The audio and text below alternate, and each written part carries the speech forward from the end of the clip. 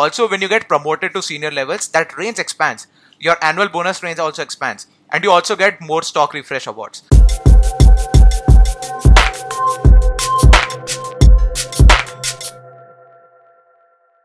Hey everyone, this is me Rachit. We have with us today one of my very special friends. He goes by the name Clement Mihailescu, and I am sure that I got this correct this time.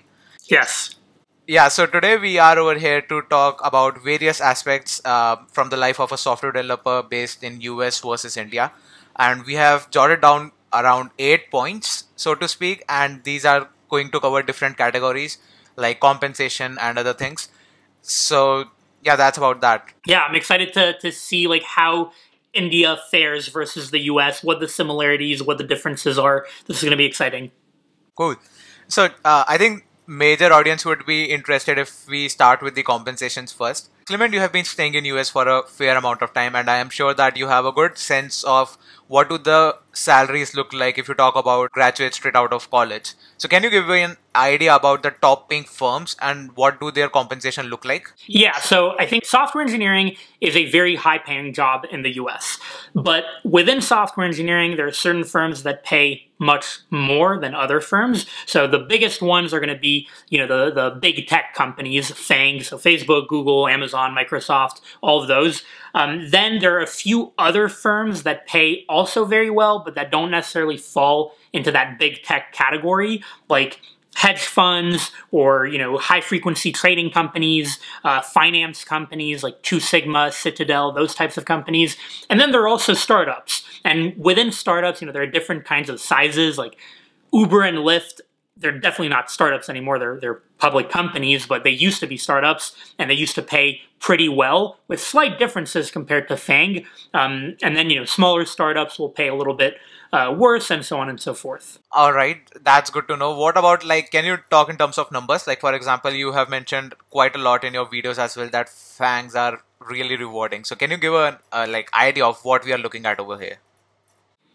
Yeah, definitely. So like you said, I've posted a lot of videos where I've shared my compensation at Google and Facebook. One key point to note here is that depending on where you live within the United States, your compensation will look pretty different. So for example, if you're in New York City or the Bay Area, I was in New York City, those are high cost of living areas and very competitive markets. So compensation is much higher there than in other parts of the US, even within the same company. So even within Google, for example. Now, a new grad in New York City, for example, at Google is going to have their compensation divided into different categories. There's going to be base salary, there's going to be stock, and there's going to be annual bonus, and sometimes a sign-on bonus. The base salary is usually going to be in the ballpark of $110,000, $120,000 US dollars per year. Then the stock is going to be roughly, let's say $25,000, $30,000, maybe $40,000 worth of Google stock per year. And then the bonus at Google is going to be 15% of your base salary every year, depending on your performance. You can maybe get a little bit more if you perform better. And then finally, the sign-on bonus depends really on the candidate and how competitive they are, how good they are. It can range from zero, nothing, all the way to $75,000, even $100,000 for really competitive candidates. Though I think for a new grad, it would probably be more on the high end, $50,000. All that to say, total compensation for a new grad at Google in New York City, likely in the ballpark of $160,000 to $180,000 US dollars per year.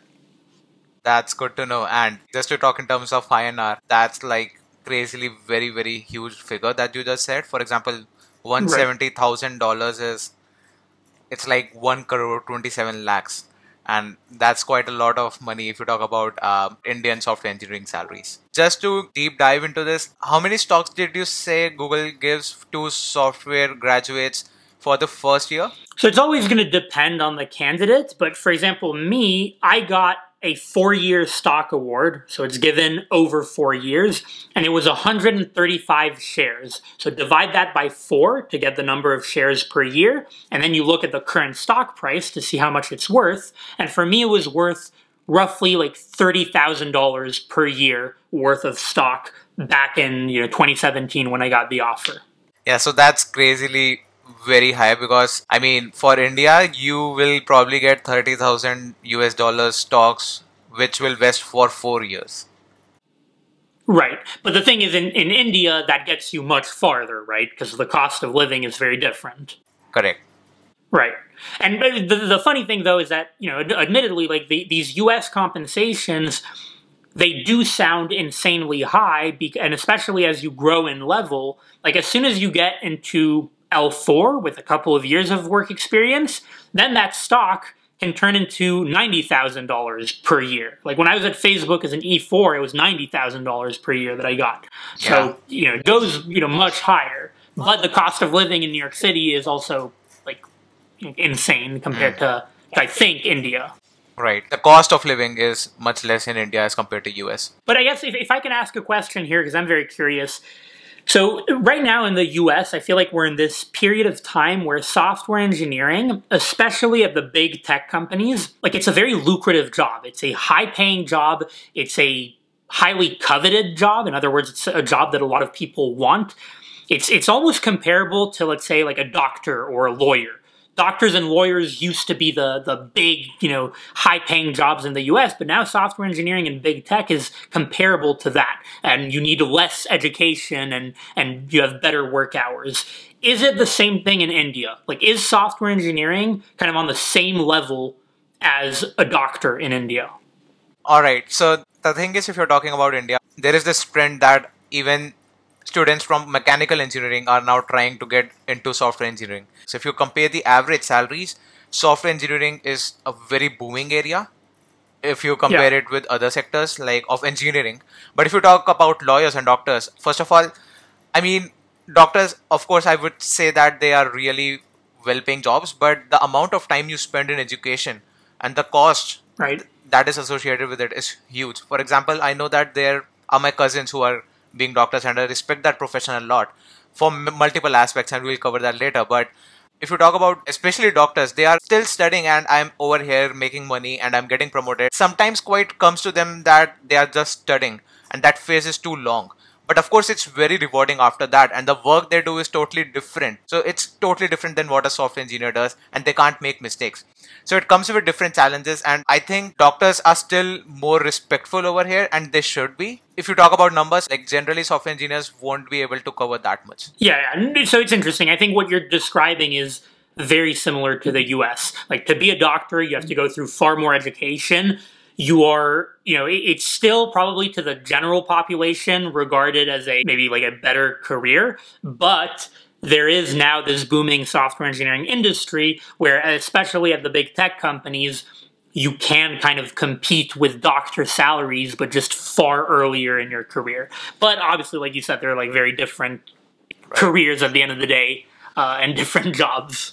Yeah, and I would say software engineering is a bit easy as compared to that because of course human body is a black box. Like for software engineering, what I'm trying to say is it's very easy to get into software engineering and start earning money that you could have never imagined in the first place. But that's not the case with doctors. For example, you can't go to a coding boot camp for a couple of months or a doctor boot camp for a couple of months and start operating, right? So you have to go through that journey and it takes time to build your brand. The software engineering world is very fast moving and you have a great community now. And the journey is quite easy and enjoyable, I would say.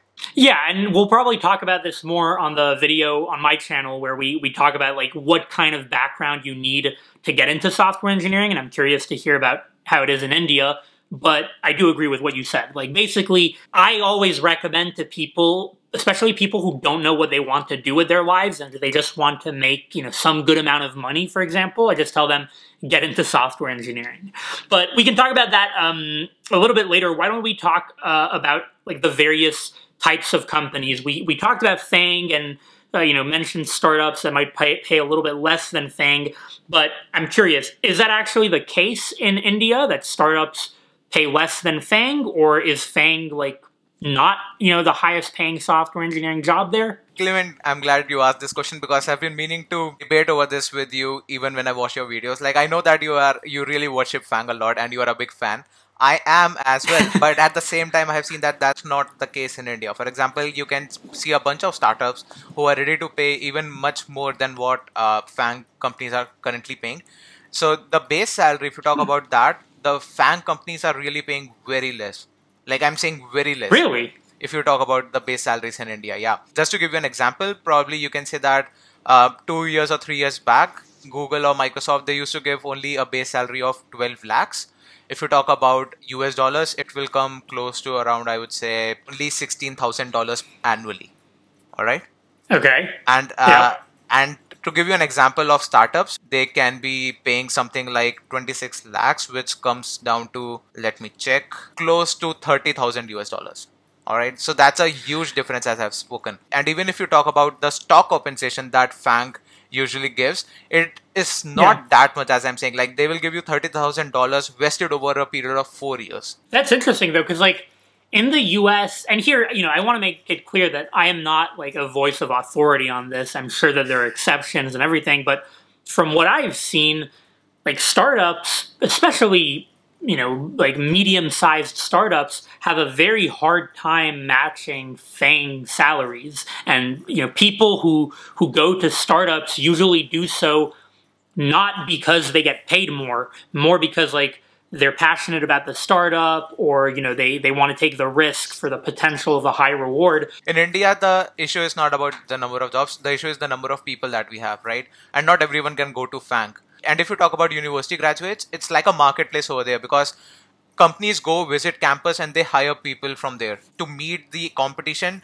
I have seen that startups are really doing good over there. They probably don't want to pay, but if you have to hire from good colleges, that's the cost that they are ready to bear. And that varies from college to college. Like the examples that I'm giving, it's not that it's like well settled and that's they are giving to everyone. But what I'm trying to say is, if you are from good colleges, startups can really be a good choice because they can pay you more. Interesting.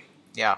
And I'm just talking about the compensation part, and there are other aspects to it as well. Like, for example, you would see that startups will try to lure in by showing the dreams of when they will get funding, you are getting equity worth of these many points, it will become this and that. So there's always a risk associated with that, right? And it might even happen that these COVID situations were really unfortunate for all of us, but a lot of people who were impacted from software engineering might come from the startup background. It's all about risk, and while FANG companies provide a good amount of stocks and their stocks performance is good, if you talk about job security, they are really stable and they really care about their employees, right? If COVID situation, something like that comes up, they are the first ones to launch the work from home offers for their employees. That's not the case with startups. You might get considerably higher base salaries, but at that point of time, there is some cost that you are paying. For example, I have seen so many of my friends who are working in startups, but when the COVID situation turned up and we used to hang out and talk about it, their companies were not even ready to start the work from situation because they were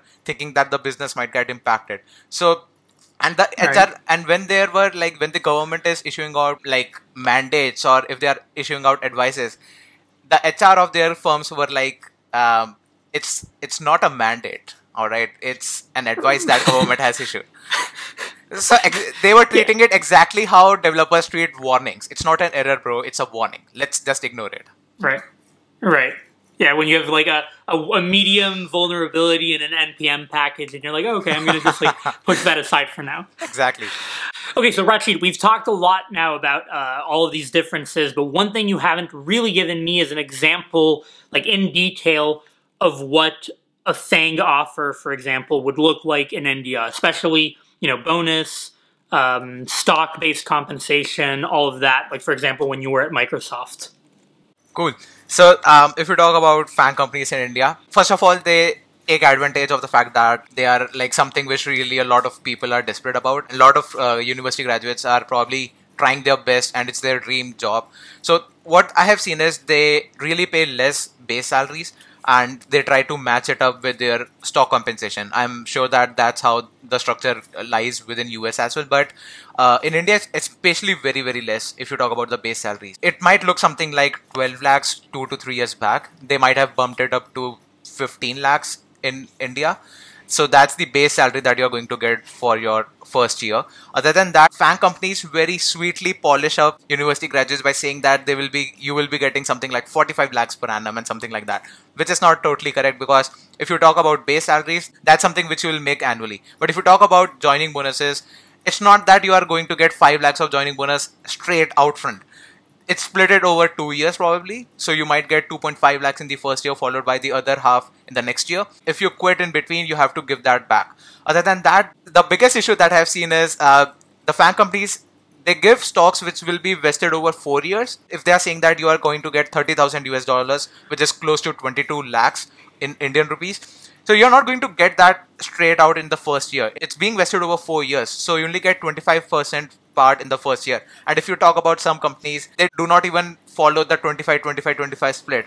They would probably give you a 5% split in the first year and probably a huge chunk of the 100% in the following years. And that's Amazon. So yeah, Amazon is notorious for that. yeah, I mean, I do like some things about Microsoft, and it has been really awesome for me. But if you really talk about compensation, you can see that not only they might be paying less in India, but the other thing is you might see that the next year graduates, and as I've said 2 minutes back, campus hiring is a marketplace for them. So you might see that you are on a base salary of 12 lakhs, but then the next batch which comes in as fresh software engineers, they might be earning more than you. And at that point of time, you can do really nothing about it, which is not the case in startups. I have seen that in startups, they really respect and they are actually scared about their employees leaving the firm.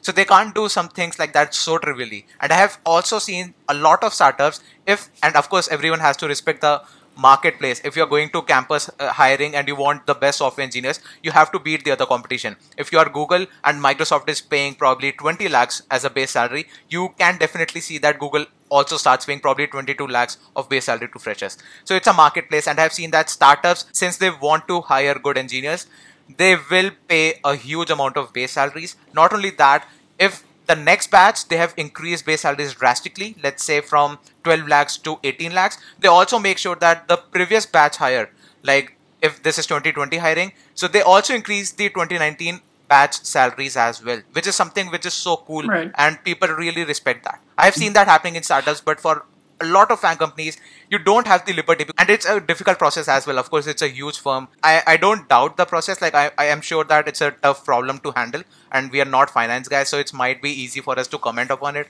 But yeah, that's something which I've seen.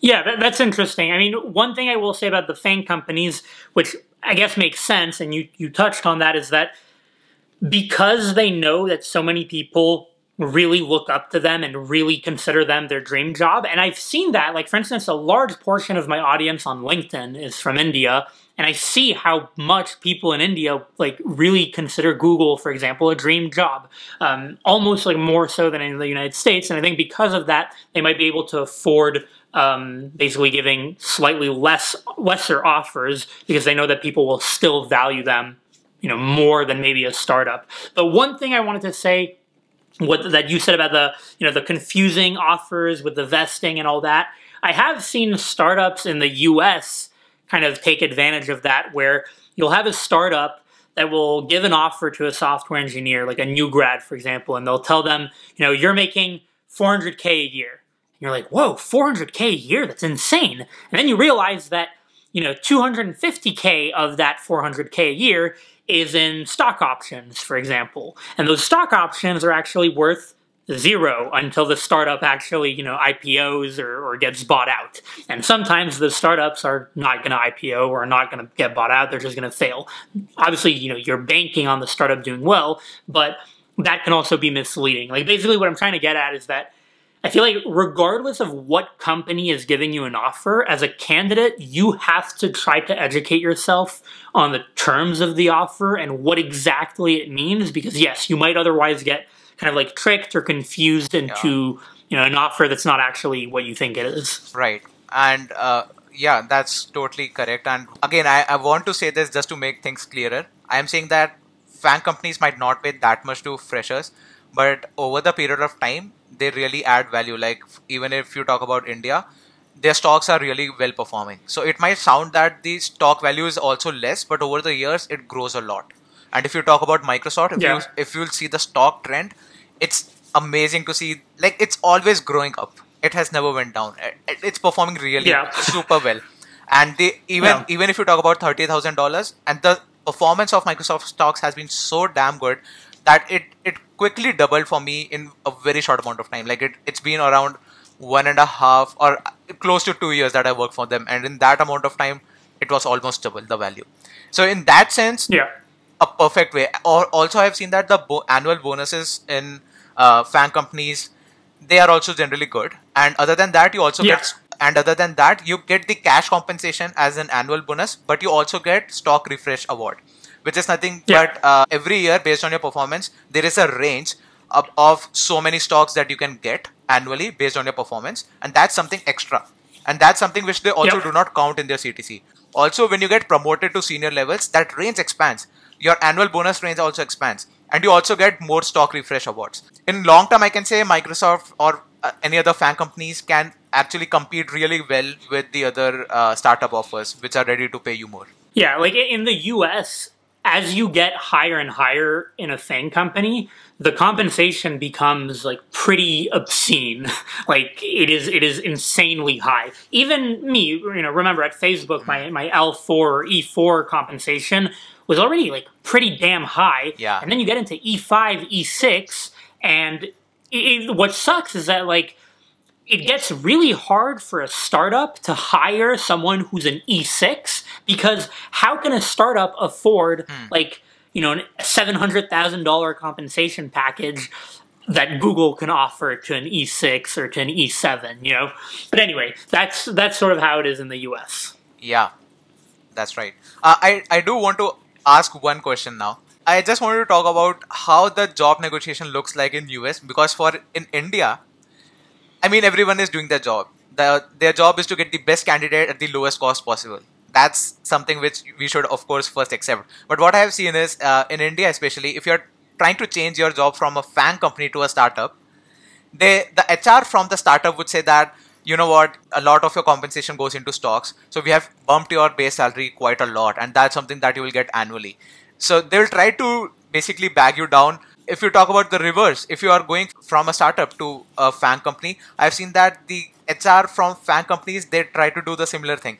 They will say that you have a good base salary, but you can see that we are giving you so many stocks, and you can see that our stock performances are always very good and all those things. So how does that go into US, first of all?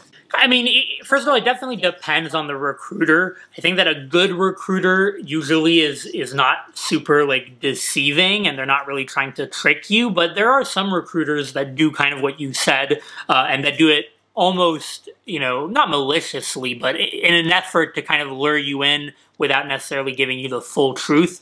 I think here this is where, as the candidate, you just want to make sure that you educate yourself and that you know exactly what your offer means. Like at the end of the day, you can translate your offer, whether it's stock or over 4 years or what, you can translate it into how much cash am I getting per year?